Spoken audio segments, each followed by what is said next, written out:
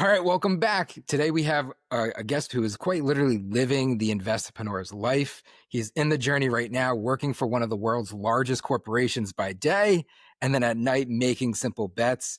Lukas, welcome to the pod, Bootstrapping to Billions. Hey, thanks for having me. I appreciate it.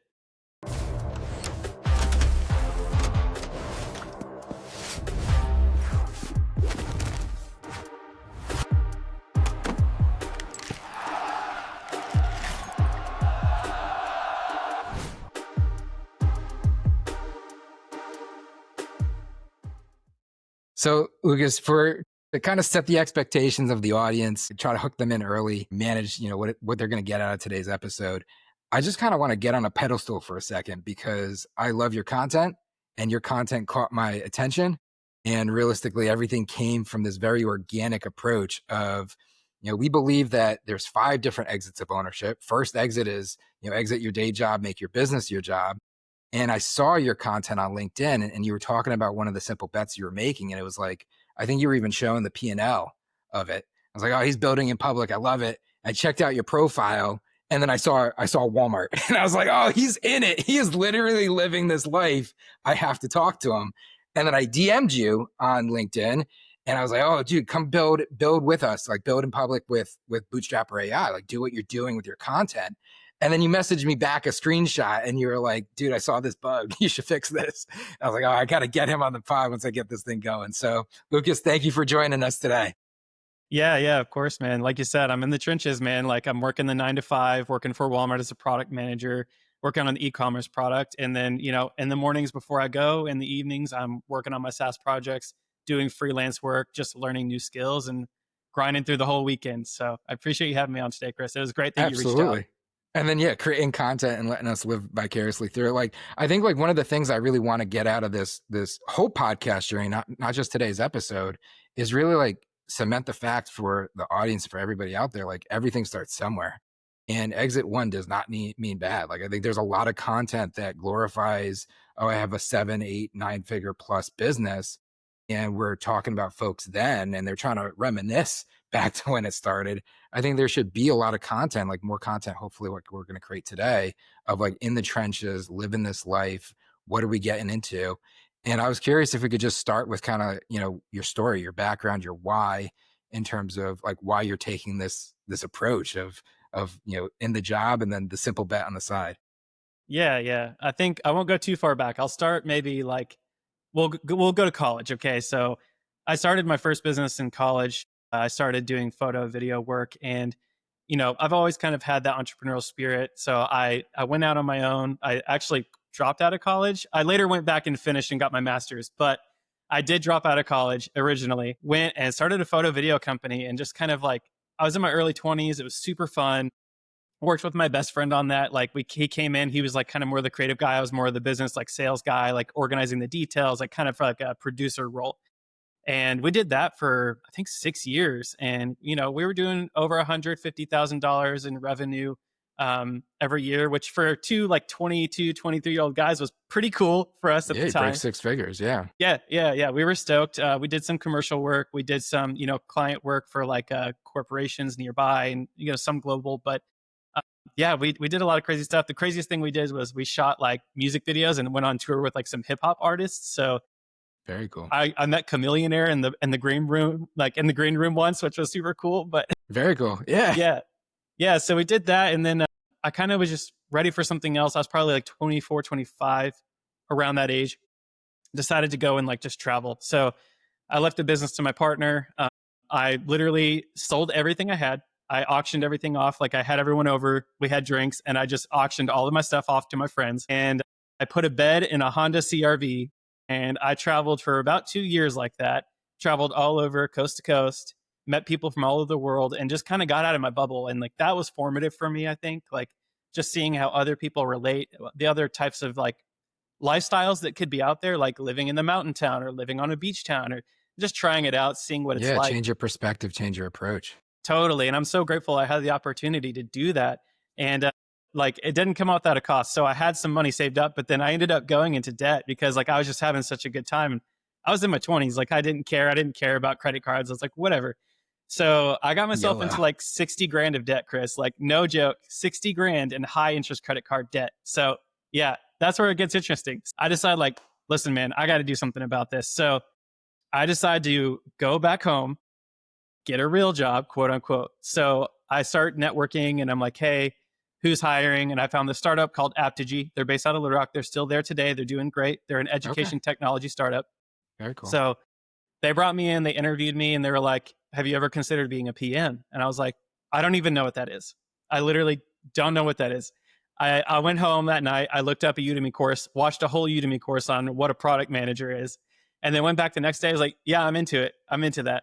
I'm very like, I'm into design, but I'm also into engineering. I'm into like the business side of it. And that's kind of what product management is, right? It's kind of having your hands in all these different pots and keeping Mm. it fresh, right? Like, I love new challenges. So I did that for a while. I was there for 2 years, got recruited to Walmart, moved up to the home of Walmart where I'm at now, in Bentonville, Arkansas, and started working at Walmart. And yeah, at first it was just like a, hey, I'm going to get out of debt.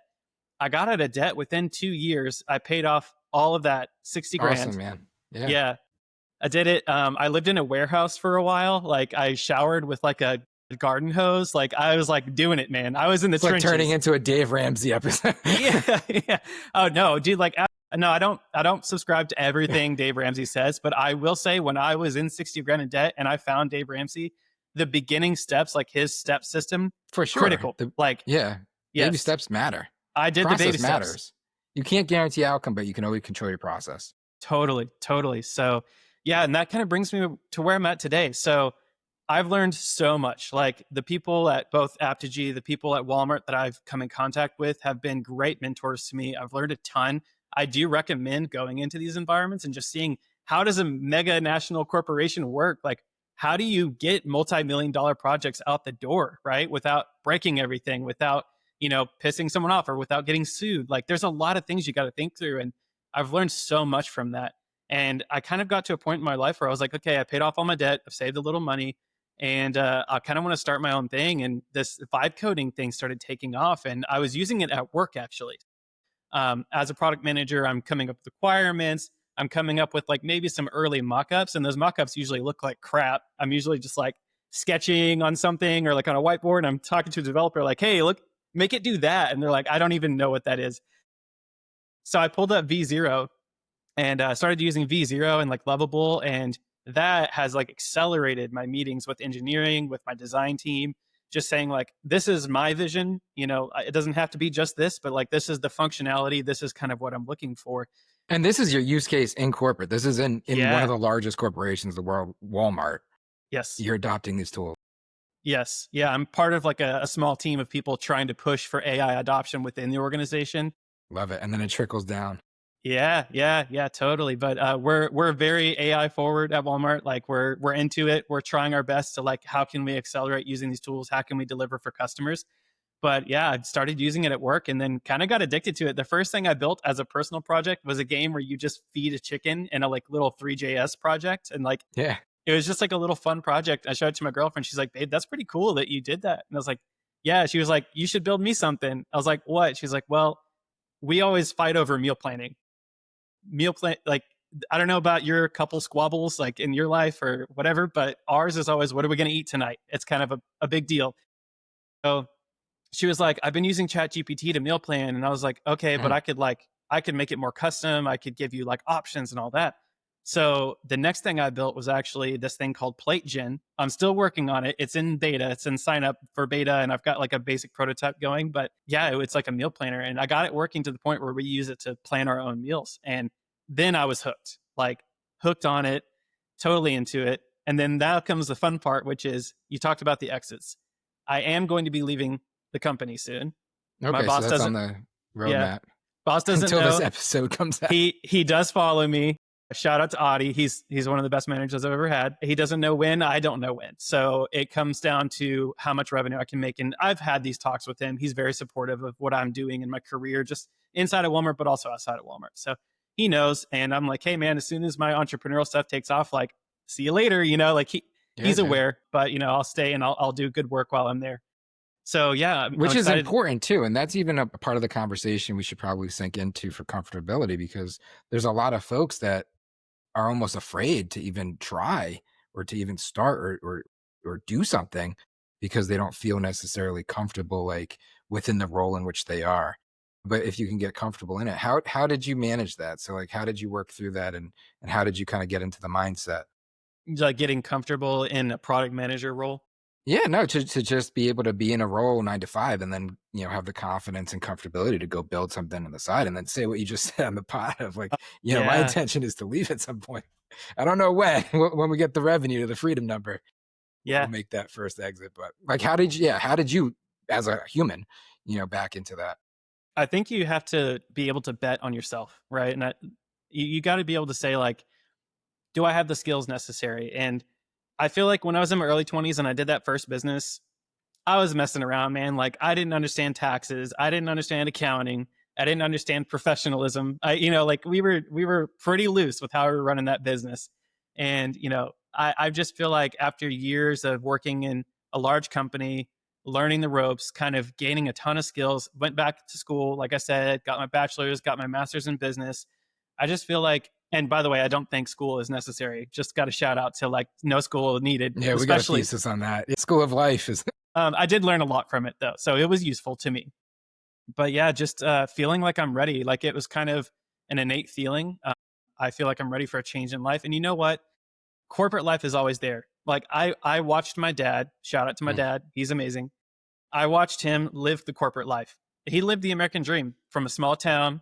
He worked his job, got himself through school, and rose through the ranks and did very well in a corporation. And he did the grind. And it's hard for him to understand me. We get into little tiffs all the time about me. Oh, now Lukas is going to go quit his business and do this. And now he's going to quit Walmart and go do this. And they don't love it. They're not stoked right now. Like my parents aren't happy, but they're still going to support, right? But it's just knowing that I'm ready and knowing that like I can always come back and do this. I watched my yeah. dad do it his whole life. It's going to be there. Like it's not going anywhere. Yeah, And the yes, market's always going to be there no matter what. And as long as you have the skills, abilities, and trades, you could always insert yourself back into it. And that's yes, but that is a scary thought to folks. But I mean, if we rewind and we reflect, like your investpreneur's journey thus far, I mean, you started as an investpreneur, and I mean, you have a certain appetite for risk, as most entrepreneurs do. Investpreneurship is definitely all about mitigating as much risk as possible, a less risky approach to entrepreneurship. You were in college, you dropped out of college, you lived the Silicon Valley, you were living Facebook, story, but in your own way, right? And you built this business, you got it to 6 figures. You handed it off to a partner, which was, also, so you also experienced an exit going through that. And then you like jumped into a car and you lived a whole different journey, like quite literally. And then you found yourself into this situation with the debt, which is one of the reasons why, and we see this all the time with folks.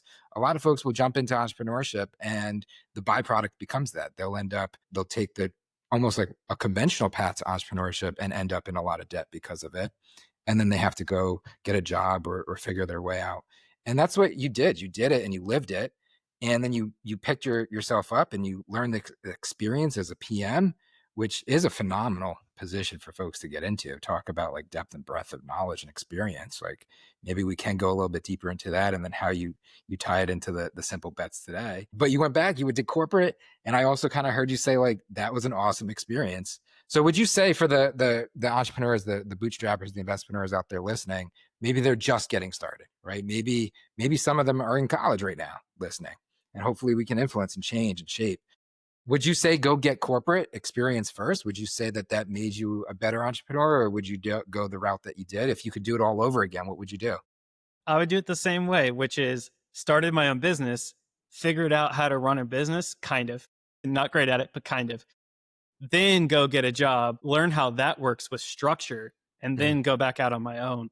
And of course, I'm only where I am in my journey. Give me 10 years and I may say something different. But I think yeah, one of the reasons why I was such a good PM from the beginning, and not trying to like say I'm the best PM ever, but I did okay, I'm doing all right, is because I had that entrepreneur experience. I wasn't just another college grad who had no concept of what a business is or how it operates in reality. Like yeah, I didn't just submit papers all day. Like I literally was running accounting. I was trying to do cold sales. Like I was reaching out to people like, can I make you a video, meeting with people, going to network events, creating entire project plans, managing budgets. Like doing complex projects. And that I think was attractive in that first startup that I went to work at. They were like, oh, this guy's like ran a business. He's has an entrepreneurial mindset.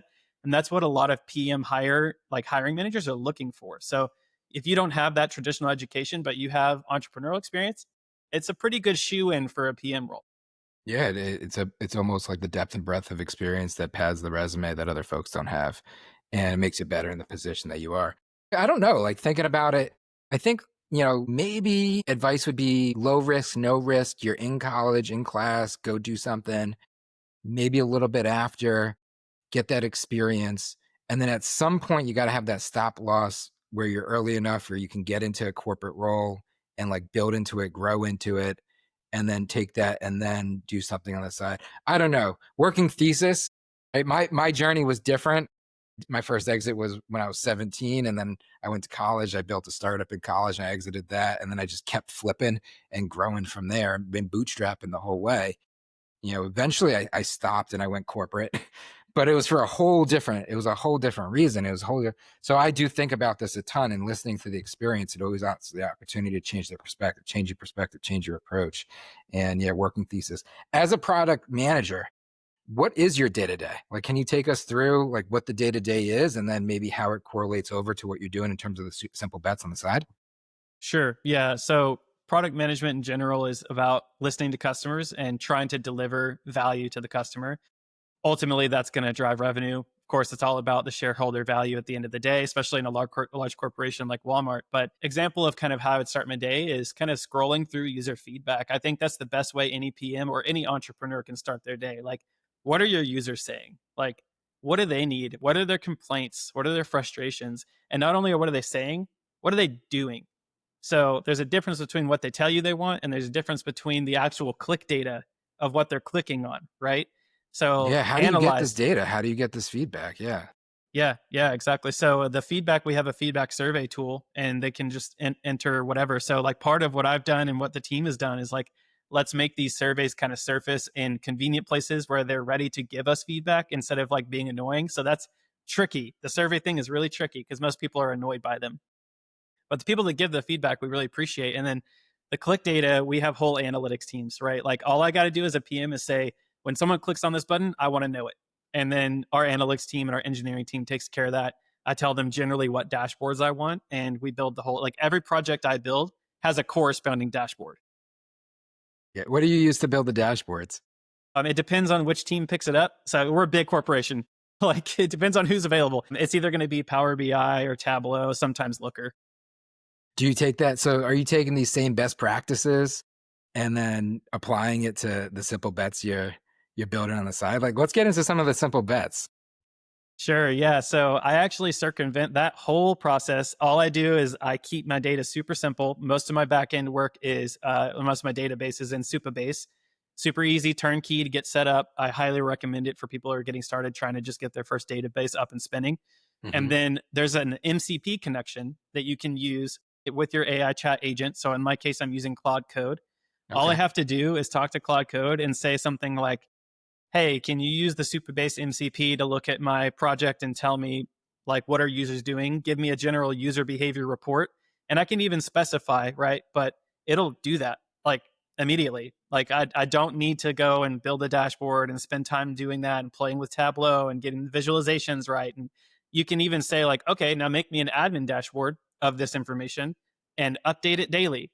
And then I'll just bookmark that and then just let that run a job that just queries and pulls it. You could even make it force refresh. You could make it run every time you load the page. It's complete. You're free. Like I don't need all these other teams, and I appreciate these people, but as like a very creative and like motivated person, like I just want to move forward, right? And so I can just solve my own problems. I can build my own dashboards and just have AI just quickly generate. Yeah. So let's pull that back because that's super cool. And there's a couple of different talk tracks we can go down. But just for folks listening, maybe they don't know what these things are. So Claude AI platform, Yes. definitely something cool that folks should check out if they haven't already. MCP. Yeah. Model Context Protocol. It's a simple way for AI agents to utilize tools such as searching the internet for you or pulling data from the database. Almost like an API for AI to a certain Exactly. extent. and you're using, and then Superbase is the database itself. Right. And you're using these three things connected to pretty much generate what you need when you need it in a very simple prompted way, just natural language. I'm typing it in. Do you think that that's the future of interface? Do you think that that's where things are going to be going? I do. I don't think everything needs to go chat, just to put that out there. That's a big debate we have at work amongst the product managers. Like, oh, this should be a chat based interface. Like, maybe not. Like, let's be thoughtful about when we use a chat versus when we don't. I do think that as a builder, as an entrepreneur, having chat with your data, huge unlock. Like, Mm-hmm. I think that's the way data analysis is going to go. There's going Mm-hmm. to be chat with your data, and then say, you know what, make that a dashboard item, and you have a customizable dashboard, and you have like your like data center command station of like everything that you want to know, and you could even span different products. So say you have a portfolio like you probably do, you could have one dashboard that has all of your different portfolio items, and even like a master dashboard that shows how everything's performing. You could connect it Yeah, all together. like It's like it. Yeah. a UI on demand. Yes. Yes. So, okay, so when it comes to data and kind of like a dashboard based approach, you think chat is a yes. When is it a no? Hmm. When it causes more user friction to have to type something in than it would to just select from maybe clickable options. Like, we think through these flows all the time at work. We're thinking about shopping flows, things like that. So like, if I want to make recommendations to you, why would I ask you, okay, let's have a chat about what items you might want for meals this week? Instead, I could just say, based on your prior history, what if I recommend some things to you? What if I've Mm-hmm. seen your behavior shopping, right? And I can say, what if you tried this? What about this for dinner this week, right? So these are more of like intelligently driven recommendations, and then Mm-hmm. letting the customer kind of work through that in a simple interface rather than asking them like, oh, let's talk about your dinners for the week, and then like going back and forth. Like, that's super inefficient when we kind of already know a lot about that customer. Is that where, so like let's go down this talk track of the future of interface then. So we have chat. So chat would be a time and place in which I want to interact, and it makes it simpler and easier, frictionless potentially, or hopefully less time to do it. Then you have the situation where you're trying to save a click, or you're trying to incentivize a thought to a certain extent, or take the doubt out of use. And that would be generative. That would be something that's being generated for the user based off of user data intuitively for them. Yes. What other things do you think in your mind that Depends could on be how future you want to applications? go. I'm very much a Yeah, let's go. futurist. Let's Okay. do it. Yeah. Down the rabbit hole. So Yeah. you're right. I think hyper personalization, we're already in a personalization era. When you go to walmart.com, you may not see the same walmart.com that I see. Same for Amazon, same for anyone, right? Every website is being changed based on your prior behaviors, the cookies they have on you, etc. I think that's only going to increase. We're Hmm. constantly having tests ran on us. You're seeing one button in this color or this pixel size, where someone may see it a different. Whichever one performs better, that's the one that launches. So that's like the hyper personalization thing. If we want to talk into like futures of interfaces, I think computer screens and keyboards are like going to appear to be the stone age of computer use one day. Like, Yeah, it's it's a hammer and the chisel. yes. Yes, it is. It is totally that. And you can already see an evolution. Have you heard of tools like Whisper Flow and Super Whisper? Yeah. What are your thoughts there? Incredible. If you're not doing this, highly recommend. So let me lay it out for you. If you're typing on a keyboard, maybe you've got like 120, 150 words per minute, best, right? And you're fumbling around your fingers and you're making typos. Instead, you could just hit a button on a computer, opens up a mic channel, and you could just say your thought. AI can clean that up briefly for you and organize your thought, and then put that into whatever text box you had selected. It's incredible. Your words per minute go 180 to 210, like Yeah. immediately. Literally, like, yeah, double of efficiency. I'm seeing. What else are you seeing out there? Man, so not seeing this yet, but I'm actually really hype on what Google's going to do with their XR platform coming out. Like, I think they said later this year, a new like Android based glasses, like smart glasses, like a new Google Glasses version. Very interested in what's going to be happening in this wearable space. Like, we all saw the news about OpenAI and getting into the hardware space. I'm just very, very interested in that, because that's getting us away from that keyboard interface, right? Like, Yeah, man. It's making yes. it frictionless. Like anything that takes friction out of adoption, like path to utilization. If we could just make it seamless, it's going to be better. And right now, like we're forced into software, we're forced into platforms. I'm thinking about this constantly with Bootstrapper.ai. It's like you're building out the rails because you're trying to get somebody to do a certain thing, and you're trying to take them along this journey to create that value, which is what they're ultimately trying to potentially, purchase. But then you don't need that in terms of adoption or use. And if you can create a frictionless environment, like where it's simple on your phone, whether it's talking to it or texting with it, or if it's a wearable type of, I think like realistically, the world becomes the UI moving forward. That's pretty much what you're saying too. But yeah, yes, I think the wearables next. I think, Neuralink is out there. They're still working on that stuff. For the people who are, open-minded to it, I think one day there's going to be kind of some kind of implant situation, Yeah. Or non-invasive, Yeah, just like put a thing on Black type of Mirror thing. style. You've seen Yeah. that, Yeah. like Yeah. Yeah. Yeah. Yeah. put it on Like, the temple. Yep, Yeah. No, okay. So we're going down the rabbit. Let's pull it back out. Let's get into the today. So you are sure. literally building things today. You are living this life. You're in the day job. You're learning. You're growing. You're experiencing, and then you have this freedom to decide to reinvest into something on the side. And you're making your own simple bets. Take us through what they are.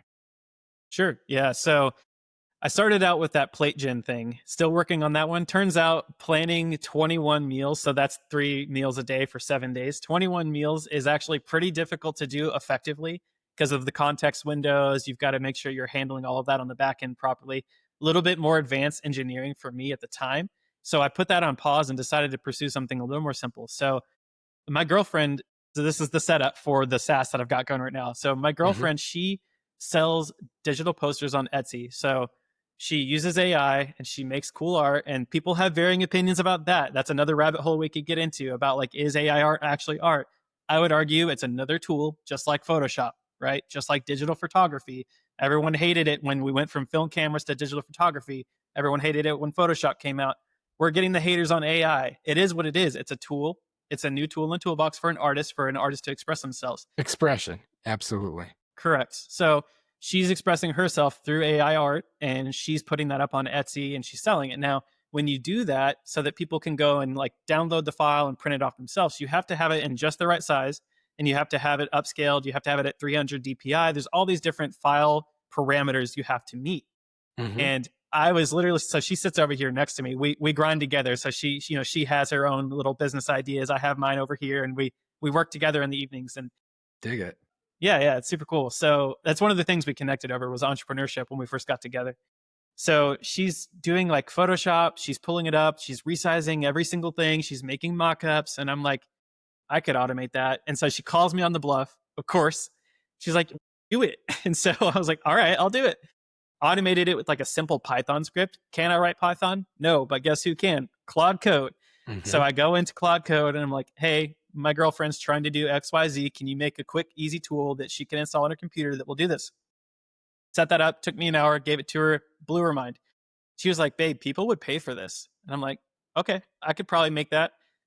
Built it into a website, started that, launched it. It's called resizedigitalart.com. And Okay. it's been an interesting journey because I have so much to learn. But I will say we do have paying users. I've made over 250 in revenue so far. I'm selling packs of tokens. So each token gives you a resize or an upscale. Hmm. I'm doing it usage based because I want that data. A lot of people Hmm. immediately go for the monthly recurring revenue.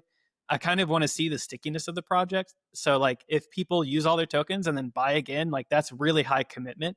And I've Hmm. seen that. I've got 3 users now that have bought multiple times. One user, my highest power user, they have bought 3 times. So I can see, like, they're going in, they're using all of their tokens, and then they're immediately repurchasing. So that's the kind of user I need to isolate as a persona and really drill into. But yeah, that's the business. It's you go in, you upload your image that's like, say, your AI generated art that's only, so high resolution, upscales it, and then creates all the different sizes you need for print and make sure it's all 300 DPI, puts it in a zip file clearly named for you, and sends it back. So unpacking that, you found the need. The need came directly from your core user, which was your girlfriend.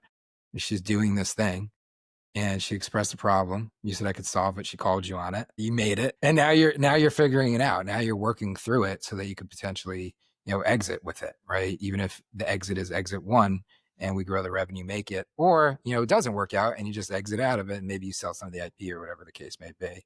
So I'm curious on the token side. So talking about that, it makes sense why you're doing it. You're doing it as a product manager testing, right? To actually figure out how to build a better version. But it also potentially what from a cost basis, right? So tokens become cost and it's a way to control that. How do you throttle that though? Like how are you managing that within the app in terms of usage? Is that something that's happening? Or is this just something where you're like, gating it to the product, or is it actually integrated? Because I think like there's some platforms out there like paid AI that are trying to figure that out right. Yeah, so what I did was I made it so that when you have like a virtual currency on the website, and that's called Gotcha. the Gotcha. tokens. That makes sense. Yep. Okay, so and then you're tracking this virtual currency to Yes. then gate the actual throttle the token usage, or really just throttle the usage of the app itself. Correct. And if one user buys a pack of 10 or 100 tokens for $10 and they use every single one of them, I make a 50% return on that. And a lot of users sign up and don't use them all, which unfortunate reality, but that's even higher profit margin for me. So Hmm. I can't complain about that, but of course I want stickiness of product. I want people to actually adopt. The power users are getting their full value out of it, but I'm still making a 50% return on it. Dig it. Yeah.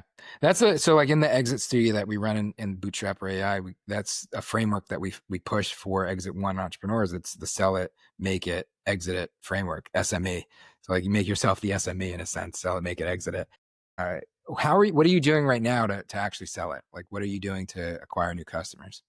This has been the learning journey for me. So marketing hasn't been something that I've had to do a lot. And I will tell you, the most effective marketing strategy I've had, not only for my SaaS businesses, but also me as a freelancer, because I'm building projects on the side as well, Hmm. is social media. But just how you found me. You found me organically through LinkedIn. TikTok has been really powerful. Instagram has been really powerful. I think people are attracted to the authenticity of me pulling back the curtain and showing my numbers, showing my mistakes, and the amount of hate comments that I get, hilarious. I don't mind it at all because that comment bait drives engagement. And then I go in and I'm so kind in the response. And then people, you'll see, they'll go and like my response, which I think is incredible. Like, I love the support. Yeah, play the polarity. Like what are some of these? Like I'm surprised you would get any hate comments. Like what are some of the Like, nasty ones? people like this should stick to their day jobs and shouldn't be trying to code. AI coding is slop. Like, there's the AI slop argument and Yeah, yeah. all That's that a stuff. that's a trend right now. That's the talk track. But yeah, I think that it's all just a tool at the end of the day for the human function. And as long as humans at the end of the day are expressing and the innovators behind it, it's just a way for us to get leverage. There's nothing wrong. But there is a process. So like, have you found difficulties or challenges in the form of best practices doing this? Security, code Yes. base. That has been some of the best learnings. Yeah, like learning not to expose your API key. Like, that's 101, right? Like, it's not the end of the world, especially if you don't have a big budget in there, but people could get access to it, drain your account. Things like that, learning how not to share people's data, I'd say that's also super critical. Like, you don't need to let one user get access to another user's data, making sure your data is secure. You have like good login processes. Actually, let me show my dashboard for a second Yeah, here. I love it. Okay, let me share. Just do entire screen. That's fine. Okay, so this is one of those dashboards I talked about earlier. It's like a running 30 days, but I used to have it like all time and it was more dramatic, but I'm going to show you the user growth over time. So we're at 341 users. And I will say, like, you'll see that there's this big hockey stick here and then it kind of planes out. What Hmm. happened was, and it came from down at the bottom, like it went straight up. What happened was I started running Google ads. I was pumping some money into Google ads and I was getting tons of signups, like crazy signups every day. Was so stoked. Every time I checked my dashboard, it was going up, going up. And then I looked at what those users were doing, and they were just using my free trial. They were Hmm. going in and they were taking advantage of the free trial, and they were getting free upscales and going in, making a second account under a different email, getting another free upscale. And so that was another big learning for me, which was like, not only bots, but also just like general internet abusers, people looking for opportunities to just hack and use your software to Game the get system, yeah. Because like exactly. think Because about this, right? So these are people that are on Google, they have a present problem, they're searching for the solution. and then your ad pops up and it's the solution and it's a free trial. Okay, let me do it. Yes, Yeah, exactly. right. Yeah. That's it. Yeah, man. Yeah, this is like I told you, I built this little dashboard just to show it real quick. Like I've got my NPS score. So like obviously 5.5 isn't great, but there's usually you hear the polar extremes. Either someone's really stoked or someone's really upset. And this product has been very iterative. Like at first it wasn't the right solution and it's still growing, but I released something this morning that like greatly improved the product. And I did that based on customer feedback. What was that? Do I? Oh yeah, they emailed me actually. Well, they hit the contact form and said like, "Hey, I want to use your product, but I'm kind of running into some issues with it. Like, I would suggest you do this." And I said, "Hey, man, thanks so much for letting me know that. Like, let's work together. Let's improve it." And he kept giving me really good feedback. His name's Andrew. He's one of my users, and we've been emailing for like a couple weeks now, and he has drastically improved my product. And so I gave him a bunch of free tokens. Of course, I was like, "Use my Yeah. product, tear it apart, man." And I just like shout out to the power users. Like a one Right. quality user who gives you good feedback is worth so much. That is invaluable to a business, especially in the early stage. Definitively. Like I like to shift the perspective of user to investor. I think, they are your first investor. Yes, Yeah. absolutely. Dig it. So what were you using? So that was Claude Code, Superbase, and what else are you using in terms of your stack today? Yeah. So for payment systems, I'm using Stripe. Stripe also has an MCP. So when I first set up Stripe, I was having some issues getting like some of these webhooks and like how does it know that the payment was successful? How does it know to credit their token balance and use Mm-hmm. webhooks to do that to trigger these events? And I was completely new to webhooks, like never done it before and struggling just putting in like error codes back into AI, having it spit out solutions. And I was like, you know what? Let's try the MCP. I set up the MCP, fixed it immediately. Yeah. Yeah, it's wild. It is. It's kind of like wizardry to a certain extent. It's pretty cool and it's only going to get better, which is super exciting for anybody that's doing this right now in terms of just building stuff. What does a product manager use for the NPS score? So what's your approach there? I just have a basic survey.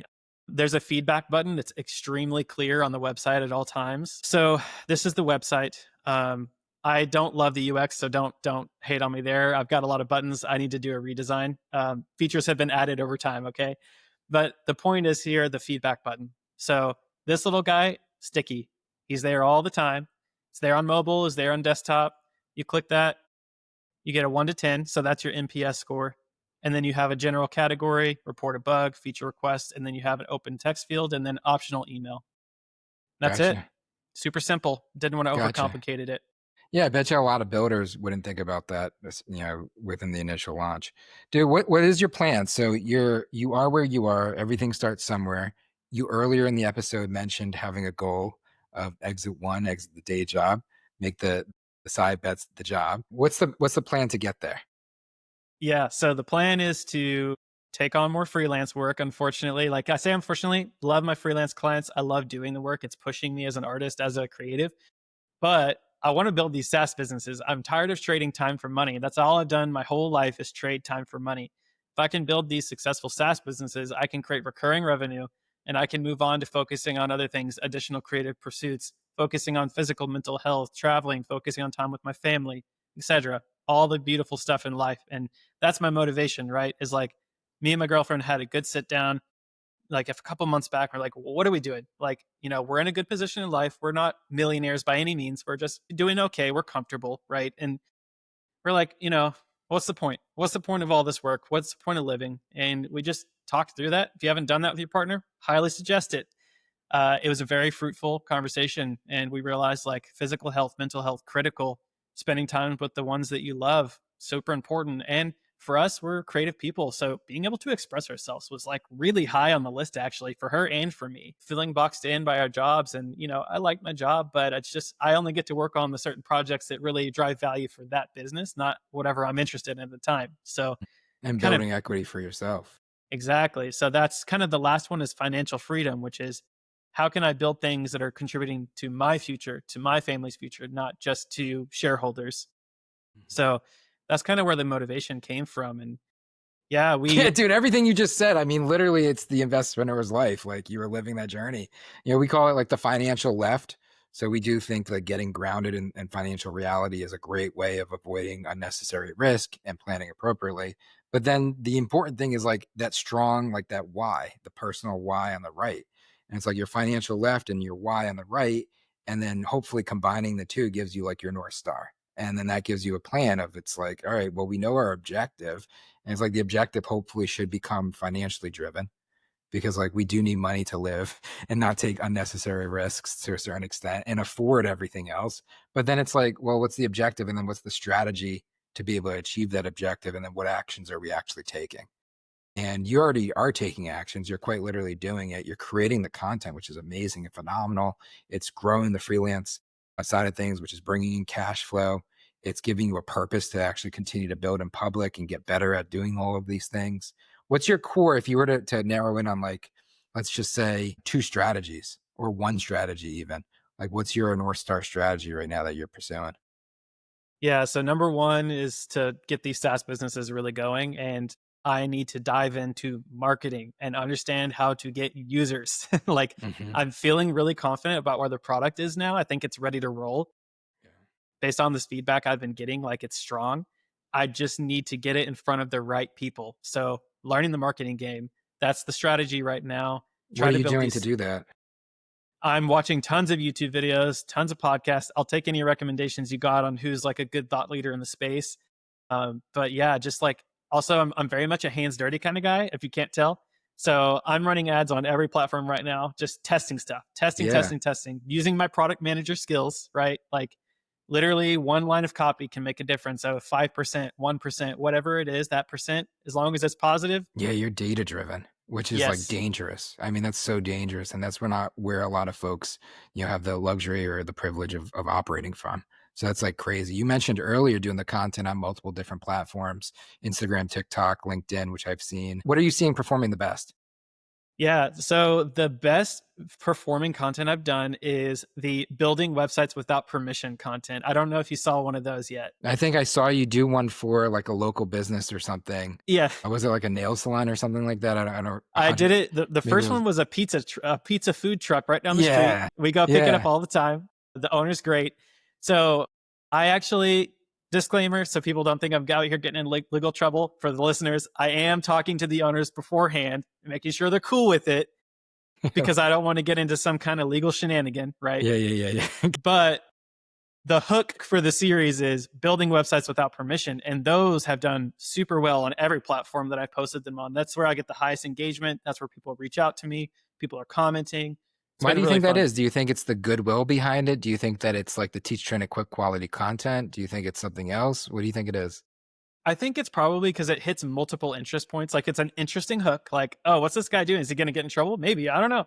So there's Yeah. kind of that intrigue. There's also the how's he building it? What, Hmm. like what tech stack is he using? And, if they follow me, they know I'm a vibe coder. So how's he getting this done? Like, I want to see the process. I want to understand it. So people are asking questions, all of that. There's also like the comment bait, like you're going to get in legal trouble, or this website is trash, or it's AI slop, or so there's like all these different angles that are driving that engagement. Yeah. What do you want to be known for? Like, what type of brand do you want to build? Man, that's a really deep question, Chris. I like excellent product experiences. That's been my obsession. I'm like a pain to go out in public with. My girlfriend, bless her, she's used to it. I go into a restaurant, I'm critiquing everything. I'm critiquing the way the doors open. Did they open the wrong direction, or were they Norman doors? Like all of that. I'm like, okay, did the host greet us? Like, what was the experience? How do I feel about my experience in this restaurant? Was the menu like well organized and clean? Did it have good typography? Was it clear? All of that, everything. I'm doing that not just for a restaurant experience. That's just one example. I'm doing that every time I download an app, every time I visit a website, every time I buy a piece of technology. I'm a prodigious returner of things. I'm very picky.